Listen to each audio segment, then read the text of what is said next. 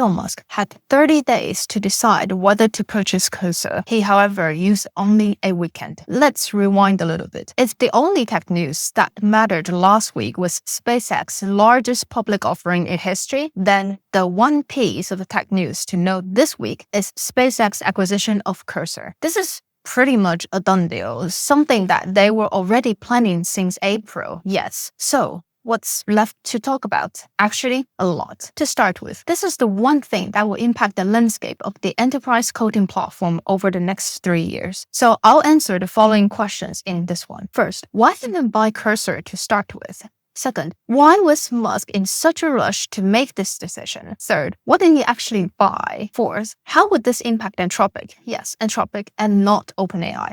And finally, 2 possible war room playthroughs for the parties involved in the next 3 years. Shall we? Why Cursor? Back in 2022, no one could have predicted that a coding platform will be the next frontier to plant a flag on. This once upon a time should start with Bubble.io or any legacy no-code platform that was pushed to replace engineers since 2010. They ended up as a niche, a playground for whoever believed in low-code/no-code. In Bubble.io's case, their market share was around $500 million in 2022. Still, a mid-sized startup after 10 years of hard work. In comparison, within just a single year, Cursor launched in mid-2023, and by 2024, it has reached about $2.6 billion in valuation. In the post-ChatGPT boom, developers didn't work directly with an AI model on their terminal,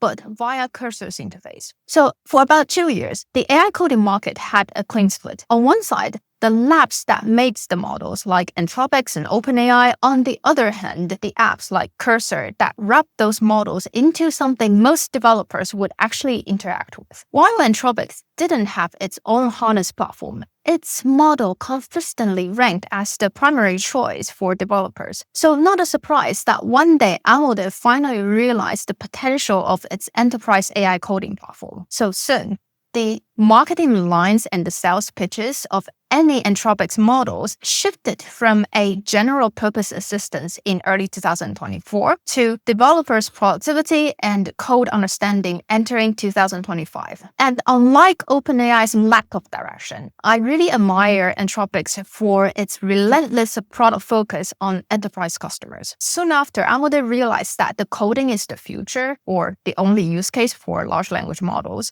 The only sensible next move was to build their own coding assistant. Hence, Claude Code launched in spring 2025. That was pretty much the beginning of the end for Cursor. Just think about it.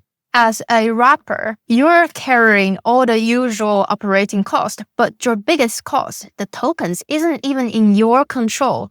So there is no way that Cursors can win the fight since Anthropic has decided to come forward. Under this condition, Cursor was forced to raise its price, and of course, developers pushed back hard. Active users just dropped steeply, and the company had little choice but to reverse the course and make a public apology for it. While the data can't really be found anywhere in the official announcement, either in the wrapper themselves or via the AI labs, a well-known engineering newsletter did a small-scale survey and found that Claude Code is now number 1 of the AI coding tool, whereas Cursor's ranked number 4. Not to mention how Sam Altman has finally came around to the idea that enterprise is the only way for OpenAI to profit. Hence, OpenAI also launched Codex just 3 months after Claude Code. So it's only a matter of time while Cursor be replaced by any AI labs. While the clock is ticking, they still have the options. So let's first start by counting the cards in their hand. There are 2. 1, they have over 1 million of daily active users. And second, they have high-quality structured data from developers using this day in and day out. Only these 2, yes, but each is mission-critical for any AI labs. They could become a model provider themselves, yes, which they did. They have their own model runs on an open Waiton, but they also run into the exact same issue that all AI labs have: money. So Cursor, a popular AI wrapper used by millions of developers in enterprise, is now looking for a way out. Let's turn to SpaceX and Musk for a bit. Why now? Just a few days after IPO, priced at $135, IPO opened at $150 and it spiked up to $216 by the following Tuesday. On the same day, Musk agreed to buy Cursor for $60 billion US. All unfolded in less than a week. Why the rush? To understand this, you need two things. One, there must be a clause somewhere about this deal in SpaceX S1. And then you need to also understand if timing or share price affects the deal. So let's start with Cursor acquisition clause. On page 12, or the F96 in the S1, basically it's a key document must file to SEC before a company goes public. The option to acquire Cursor was already signed in April, and SpaceX has the right to buy Cursor in one of the two following timelines, whichever happens first. To start with, they have 30 days plus 7 trading days post-IPOs, or they have another option before the end of September 2026. Given the IPO already happened in June, the second option basically automatically became invalid. So that 40 days countdown started on the 12th of June. To understand, however, why not wait for a few more days? Here's the cost structure of this acquisition that Musk plays in. Start with the $60 billion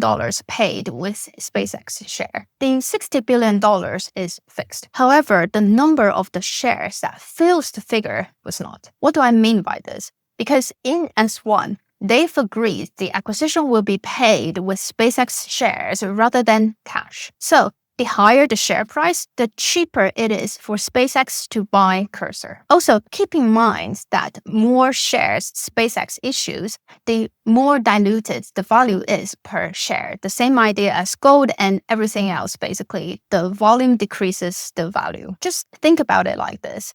As the stock price climbs, the same money you have simply gets you fewer shares, and the SpaceX stock 4 days into public life surged from $135 to north of $200. So if the acquisition happened at the IPO value, handing over $60 billion of stock would dilute existing owners by nearly 3.5%. But when the price hit north of $200, then the cost of getting Cursor is much cheaper. It's close to 2.2% of the SpaceX share. Knowing this, close to the $200 share mark is as good as it gets for the next 30 days for SpaceX, and that most analysts believe SpaceX is trading at an aspiration rather than anything fundamental. So it is only rational, which is rare for Musk, to lock in the acquisition. What did Musk actually buy? Certainly not $60 billion just for a code editor.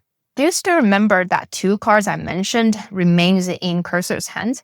That they have over 1 million of active users per day, and also the high-quality structured data from the developers. And the S1 just flat out says this. Every time a developer works in Cursor, they generate high-quality training data. The prompts to generate code, the code that comes back, the architecture decision, and the feedback loop. All the high valuable training data that AI labs scramble for. Then on page 145, it states that this clean, high quality data accelerates the development of our existing AI models, including Grok. The developers on the AI coding editors are the customers, yes, but they're also the products to help improve XAI, which is why the marriage makes so much sense once you see what each side was missing. Like Cursor needed 2 things that none of its rivals could offer. To start with, a model owner without a coding tool would be a perfect fit. Except that problem is every major AI labs that comes to mind, like Google, Anthropic, or OpenAI, already has their own code editor. Second, the compute power. All in all,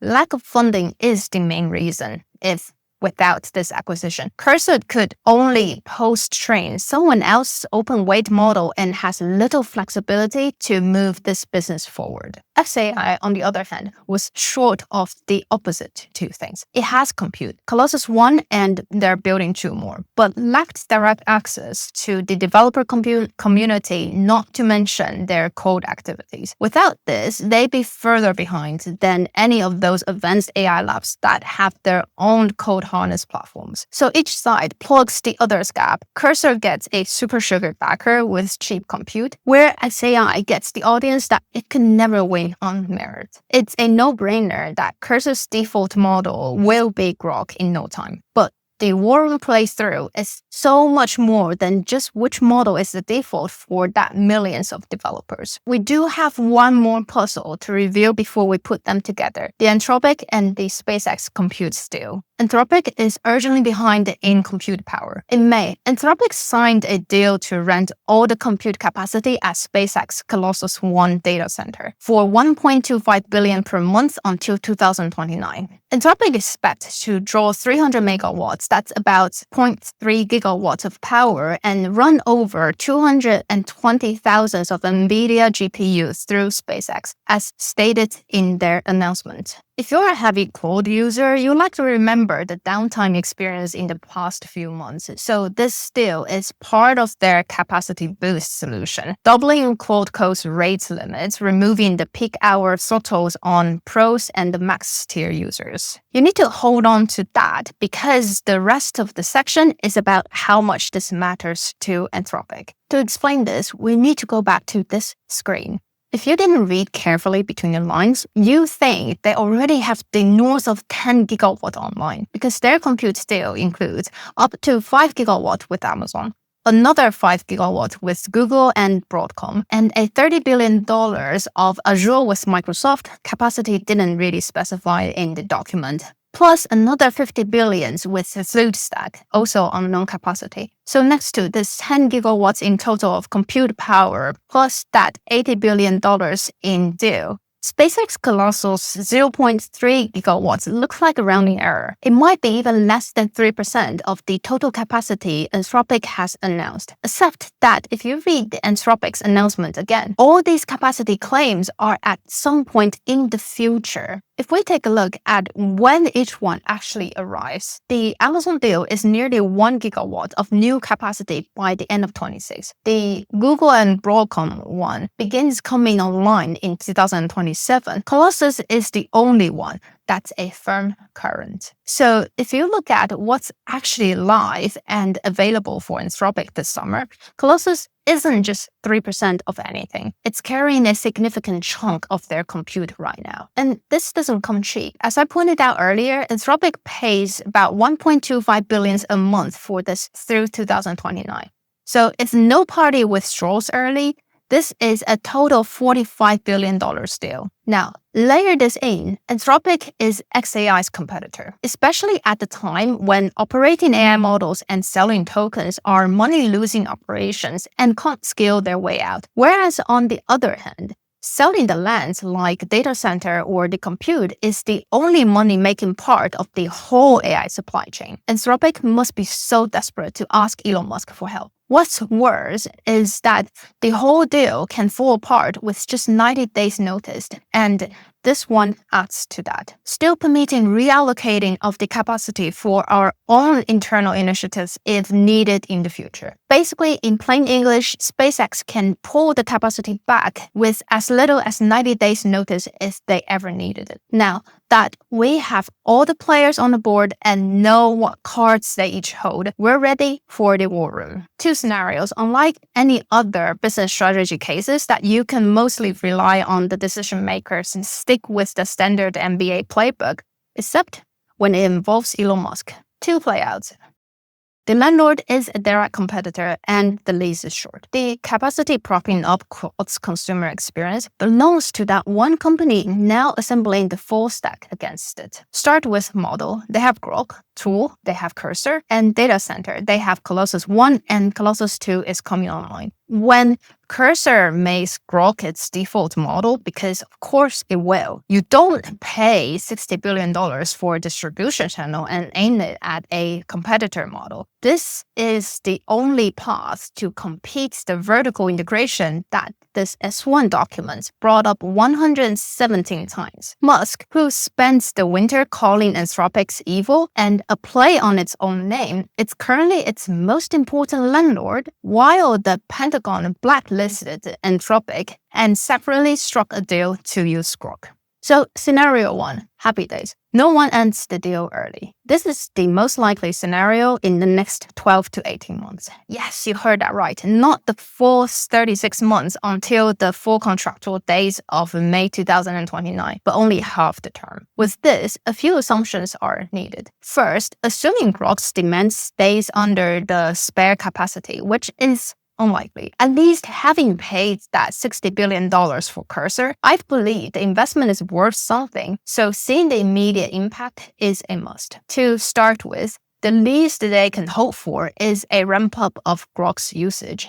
Even though more people are using AI these days means losing more money, but it's obvious that since the start of this deal, Musk wants to compete with OpenAI and Anthropic on the enterprise coding market share. Second, and more importantly, this $45 billion in 3 years deal isn't insignificant. Provided that Colossus 1 was at 11% of utilization when without Anthropic, and only connectivity department makes profit about $1 billion quarterly of all SpaceX is still not profitable. So yes, the $45 billion is some duct tape for this $16 billion of annual losses hole. Given Musk's confidence in constructing a data center at a much faster pace compared with their competitors, and by the way, no one's using Grok, he shouldn't be worried about not having enough capacity for a while. So rationally speaking, this is the best option for SpaceX business and the shareholders alike. But the word rational doesn't really apply to Musk usually. Scenario 2.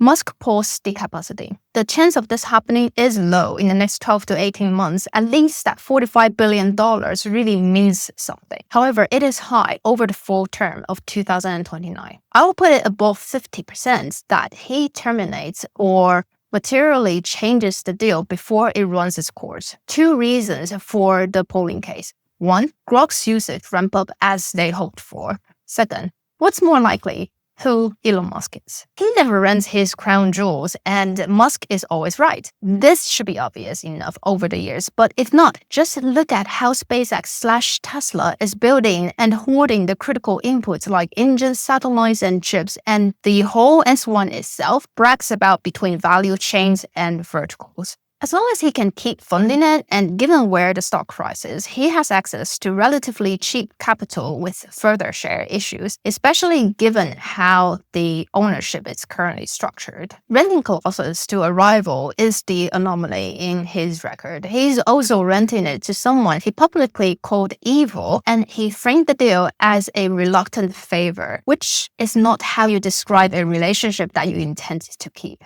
And this isn't a one-off. Just remember the time he signed a binding deal to buy Twitter? He tried for months to back out and only closed the sales because a judge was about to drag him into court. So basically, signing contracts with Elon Musk is never a done deal, but something renegotiable the moment they stop serving him. On top of that, nothing institutional meaningfully stopped him here because SpaceX is a controlled company and Musk retains full operational control of the business. Don't forget, he holds 85% of the voting power that no one gets to outvote and overrule him. Just see what's written here in S1. The only thing holding this deal together is cash, as we covered in scenario 1. So yes, in near term, he keeps cashing the check. The pull comes when his own demand catches up to the capacity that he's renting out. And on the S1's own wording, that the collisions is built in Grok 5 trains on Colossus 2 as Grok 5/6 and the Cursor session scale. His demand and Anthropic's contracts capacity fights over the same tracks. That's not an if, it becomes a when. For Anthropic, this means that even it's not a total disaster in the best case scenario, they still lose customers due to the sudden loss of capacity. So it'd be really interesting to see how it plays out. One thing is for sure, when it comes to large language model, software development is the arena. So which scenario do you think it will play out? Watch this one next.